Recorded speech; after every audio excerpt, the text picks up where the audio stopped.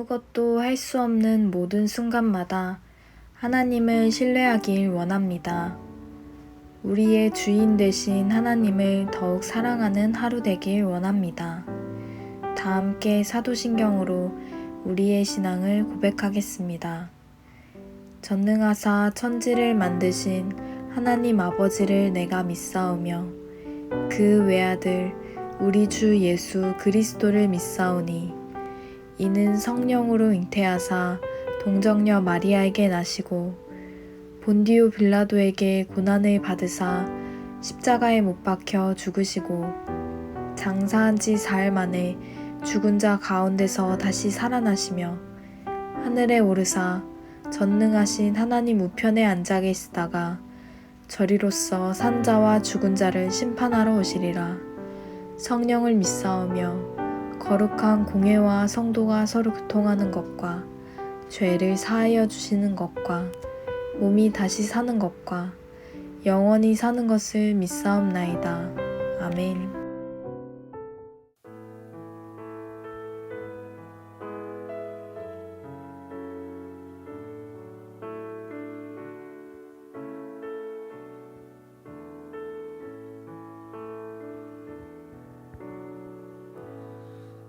의지했던 모든 것 변해가고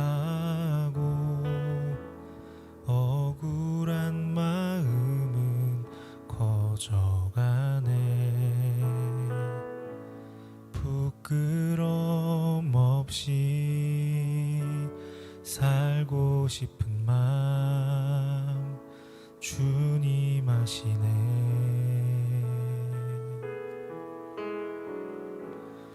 모든 일을 선으로 이겨내고 죄의 유혹을 따르지 않네. 나를 구원하신 영원한 그 사랑 그 신근혜 날 붙드시네.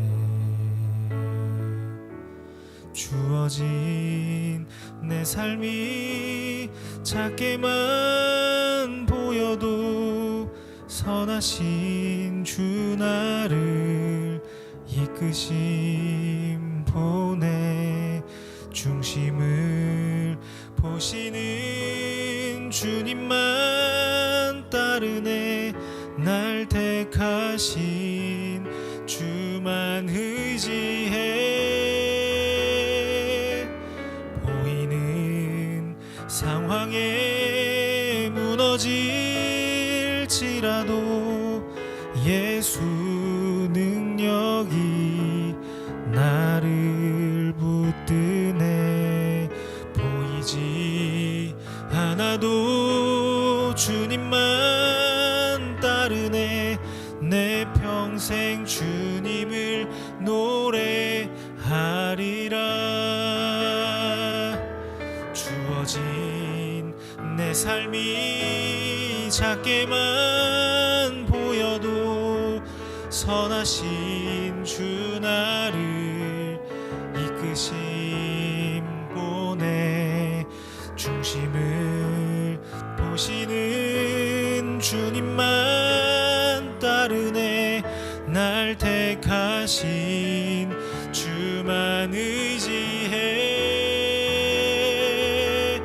보이는 상황에 무너질지라도 예수 능력이 나를 붙드네. 보이지 않아도 주님만 따르네. 내 평생 주님을 노래하리라.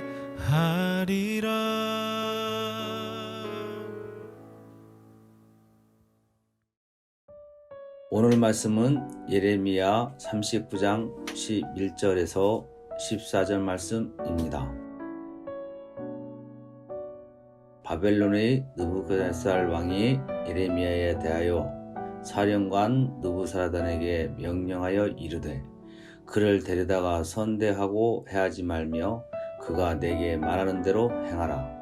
이에 사령관 느부사라단과 내시장 느부사반과 공중장관 네사갈색과 바벨론의 왕의 모든 장관이 사람을 보내어 예레미야를 감옥들에서 데리고 사반의 손자 하이캅의 아들 그달에게 넘겨서 그를 집으로 데려가게 하매 그가 백성 가운데 사니라. 아멘. 반갑습니다. 오늘 예레미야 39장 11절부터 14절을 중심으로 성도라는 주제의 말씀을 함께 나누겠습니다. 시드기야가 왕이 된 지 11년 넷째 달 그리고 9일 되는 그때 예루살렘 성이 바벨론에 의해서 완전히 멸망을 당합니다. 시드기야는 그때 몰래 도망치려고 하다가 바벨론 군사들에게 발각되죠.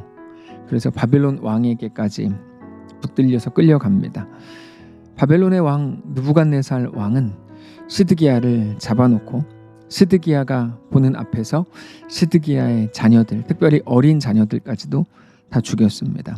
그리고는 시드기야와 함께 정치를 했던 모든 관리들도 불러서 다 죽였고 시드기야의 두 눈을 뽑아버렸습니다.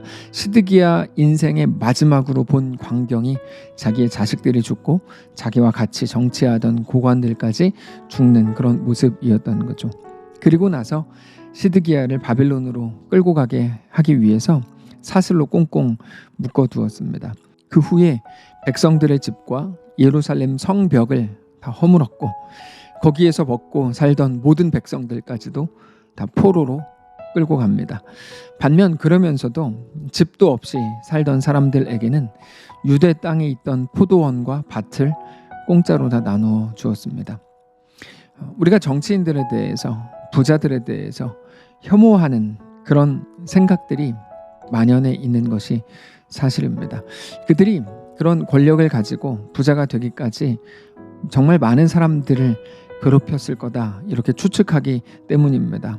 그렇게 볼 때 많은 백성들이 느부갓네살 왕의 행하는 모습을 보면서 어쩌면 자기들의 적은 바벨론이 아니라 예루살렘에 있었던 시드기야였고 고관들이었고 그들을 깡패처럼 부리면서 자기들에게 세금을 걷어갔던 그런 사람들이었다고 생각했을지도 모릅니다. 그렇게 볼 때 느부갓네살 왕이 행하는 모습들이 오히려 고맙게 느껴질 수도 있는 거죠. 아마도 정치인, 권력자들에게는 냉혹하게, 가혹하게 행하고 가난한 자들에게는 선의를 베푼다는 이미지를 당연히 만들고 싶어서 느부갓네살이 그렇게 했을지 모르지만 어쨌든 그런 그의 모습들이 좋게 보였을 수 있는 것은 또한 사실입니다. 그런데 그렇게 바벨론이 쳐들어와서 모든 것을 무너뜨리고 왕족을 죽이고 권력자들을 다 죽이고 예루살렘 성을 다 무너뜨리던 그때도 예레미야는 시드기야의 뜰, 시드기야의 감옥에 여전히 갇혀 있었습니다. 부하들이 바벨론의 왕 느부갓네살에게 감옥에 있는 죄수들 중에 특별히 예레미야라는 선지자가 있는데 그 사람은 어떻게 해야 됩니까? 이렇게 물었던 것 같습니다. 느부갓네살이 하나님을 믿었던 것은 아니지만 예레미야가 유대 백성들에게 전했던 하나님의 말씀이 어떤 내용인지에 대해서 잘 알고 있었던 것으로 보입니다. 그래서 느부갓네살은 예레미야를 위해서 군사령관 느부사라단이라는 사람을 특별히 불러서 그에게 명령하죠. 너 예레미야에게 잘해줘라, 선대해라. 그리고 그를 절대 해치지 마라. 그가 원하는 말들을 들어줘라. 이렇게 이제 명령합니다. 11절입니다. 바벨론의 느부갓네살 왕이 예레미야에 대하여 사령관 느부사라단에게 명령하여 이르되 그를 데려다가 선대하고 해하지 말며 그가 너에게 말하는 대로 행하라. 그러니까 왕이 사령관을 직접 불러서 예레미야에게 잘해줘라, 해치지 마라, 그가 요구하는 대로 다 해줘라 이렇게 말하는 것을 보면 최소한 예레미야는 그때 느부갓네살에게 상당한 호의를 받은 것으로 보입니다. 그게 분명한 사실입니다. 물론 예레미야는 나중에 유대인들에게 애굽으로 끌려가서 거기에서 잔인하게 살해를 당하게 될 겁니다. 그러나 최소한 오늘 본문의만큼은 왕과 사령관에게 호의를 받는 장면이 나오는 거죠. 그렇게 해서 예레미야는 시드기야의 감옥에서 나올 수 있었고 유대 백성들과 함께 지낼 수 있게 됩니다. 14절입니다. 사람을 보내어 예레미야를 감옥들에서 데리고 사반의 손자 아히감의 아들 그다랴에게 넘겨서 그를 집으로 데려가게 하매 그가 백성 가운데 사니라. 이렇게 또 있죠. 물론 여기서 말하는 집이라는 것은 예레미야의 집을 의미한다기보다 성전을 의미하는 걸 겁니다. 성전이라는 의미의 단어를 여기서 이제 사용을 하고 있는데 중요한 건 그게 아니고 예레미야가 풀려났다는 거죠. 자, 이 대조를 한번 보십시오. 누가 누구에게 착하게 했다. 야, 누가 진짜 잔인하더라. 야, 느부갓네살 진짜 너무 잔인한 왕이다. 이런 얘기가 아니고 우리가 분명하게 확인하려고 하는 구조가 하나 있는데 오늘 우리가 본문을 잘 보시면 예레미야가 있는데요. 예레미야는 분명히 하나님의 말씀을 전한 하나님의 사람이었습니다. 그런데 이스라엘에는 수많은 제사장들이 있었습니다. 제사장은 하나님과 백성들을 연결하는 사람이거든요. 뿐만 아니라 선지자들이 있었습니다. 가칭 선지자죠. 내가 하나님의 말씀을 전한다라고 하는 선지자들. 심지어 이스라엘의 왕이었던 시드기야도 있었죠. 그런데 그 모두가 어떻게 합니까? 예레미야를 공격하고 잡아 가두고 죽이려고 했던 반면에 그러나 정작 예레미야에게 좋게 대하고 예레미야는 하나님의 말씀을 전하는 하나님의 사람이잖아요. 예레미야에게 좋게 대하고 은혜를 베풀고 감옥에서 풀어준 것은 왕궁에 있었던 또는 어떤 성전에서 종사했던 그들이 아니고 바벨론의 왕 느부갓네살이었다는 사실입니다. 자, 예레미야는 그저 하나님의 말씀에 순종했을 뿐입니다. 하나님이 전하라고 하는 말씀들을 전했을 뿐입니다. 그러나 그런 예레미야를 대하는 여러 사람들의 태도가 그렇게 극명하게 나뉜다는 거죠. 쉽게 표현하면 두 종류의 사람들이 있었는데 하나는 하나님의 사람이라고 써 있는 명찰을 달고 있고 대단하게 경건한 것 같은 옷을 입고 있고 엄숙한 것 같은 말을 하지만 그들은 정작 하나님의 말씀이 무엇인지 하나님의 뜻이 무엇인지 하나님의 원하심이 무엇인지에 대해서 전혀 알지 못했습니다. 반대로 또 한 부류는 하나님에 대해 전혀 알지도 못하는 것 같은 사람이고 성경에 대한 지식도 없었고 세상 사람들과 다를 바 하나도 없는 것처럼 보이는 사람이었지만 정작 그 사람이 하나님의 뜻대로 행하고 있더라는 거죠. 그런데 이런 내용들은 성경에서 얼마든지 우리가 찾을 수 있습니다. 대표적으로 누가복음 3장에서 세례 요한이 소개되는 장면입니다. 그 부분을 보면 세례 요한이 어떤 사람인가에 대해서 한 번에 소개하시지 않고 굳이 그 전에 왕궁에 사는 사람들을 먼저 소개하신다는 겁니다. 누가복음 3장 1절을 보시면 디베리오 황제가 통치한 지 15해 곧 본디우 빌라도가 유대의 총독으로 헤롯이 갈릴리의 분봉왕으로 그 동생 빌립이 이두레와 드라고니 지방의 분봉왕으로 루사니아가 아빌레네의 분봉왕으로 안나스와 가야바가 대제사장으로 있을 때 그렇게 그 사람들의 이름을 쭉 설명한 이후에야 비로소 하나님의 말씀이 그러나 그들이 아닌 빈들에서 있었던 사가랴의 아들 요한에게 임했다. 이렇게 소개가 됩니다. 요한이 나오기 전까지 긴 이름들이 쭉 나오죠. 본디오 빌라도, 헤롯, 빌립, 안나스, 가야바, 루사니아 이런 사람들의 이름이 쭉 나열된 후에 그러나 정작 하나님의 말씀이 임한 곳은 그들이 아니라 모든 사람들이 주목하고 있었던 그들이 아니고 빈 들에 홀로 있었던 세례 요한이었다. 이렇게 말씀을 주신다는 겁니다. 여러분 사람들의 기대가 있습니다. 그들은 다를 거라는 거죠. 그들은 선지자니까 제사장이니까 왕이니까 왕궁에 사니까 그런데 그들이 하나도 다르지 않았다는 게 성경의 증언입니다.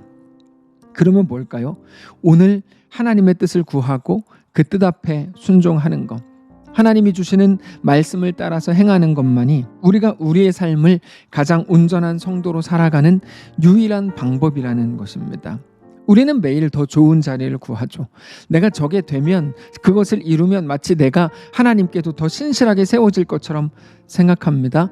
그렇지 않습니다. 왕궁에 들어가야 하나님께서 기뻐하시는 게 아니라 빈들에 있어도 내가 성도라면 내가 온전한 하나님의 백성이라면 그러면 그만입니다. 하나님은 그것을 원하시고 요구하신다는 거죠. 신앙 경력의 문제가 아니라는 겁니다. 오늘 하나님께 어떻게 나아가고 있는가의 문제입니다. 오늘 하나님의 뜻을 묻고 하나님 앞에 나아가서 겸손히 엎드리는가, 그 문제라는 거죠. 그래서 우리가 우습게 생각하는 어린아이가 오히려 하나님 앞에 더 온전하게 세워질 수 있는 겁니다. 하나님께 오늘 묻고 듣고 주님, 내가 그 뜻대로 행하기를 원합니다, 고백하는 거죠. 대표적인 게 사무엘이죠.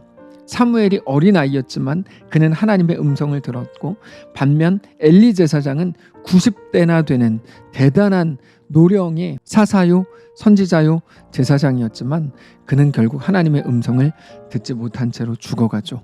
하나님이 오늘 우리에게 원하시고 요구하시는 것이 무엇인지 알게 되시기를 바랍니다.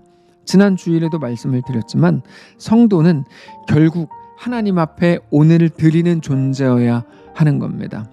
하나님께서 그것을 순종과 충성이라는 이름으로 우리에게 소개하시는 거죠. 사랑하는 성도 여러분, 우리 하나님께서 오늘을 우리에게 주셨다면 네 마음껏 살아봐라, 네 멋대로 살라, 그런 게 아니고 오늘의 시간과 오늘의 공간 속에서 우리 자신을 하나님께 내어드리라는 명령과 함께 주어진 것임을 믿으시기 바랍니다. 사람들이 인정해주고 높여주고 칭찬해줄 만한 어떤 이름이나 그런 자리를 구하지 마시고, 그거를 은혜요, 하나님의 복이라고 말하지 마시고, 오늘 어느 자리에 계시든지 하나님께 우리의 시간과 삶을 온전히 내어드리실 수 있게 되시기를 원합니다. 늘 그렇게 하나님의 말씀에 순종하고 하나님과의 온전한 동행을 이루는 일에 오늘 또 하루 승리하는 거룩한 성도들 되시기를 축복합니다. 기도하겠습니다. 살아계신 하나님, 감사합니다. 우리의 삶을 하나님께 맡겨드리기를 원합니다. 오늘 하루 우리의 시간과 공간을 우리에게 허락하셨으니 우리의 삶을 하나님 앞에 내어드리는, 우리가 충성과 순종으로 반응하는 사랑하는 모든 성도를 되도록 축복하시옵소서. 우리 주인 되신 살아계신 예수님의 이름으로 기도합니다. 아멘. 사랑하는 성도 여러분, 하나님께서 오늘 하루를 우리에게 또 허락하셨습니다. 믿음을 가지고 말씀을 붙들고 승리하게 되시기를 바라고, 각자 있는 그 자리에서 그 자리가 하나님의 부르신 자리인 줄을 믿고 하나님을 더욱 사랑하고 주님께 충성과 순종으로 나아가는 귀한 우리의 오늘 되시기를 축복합니다.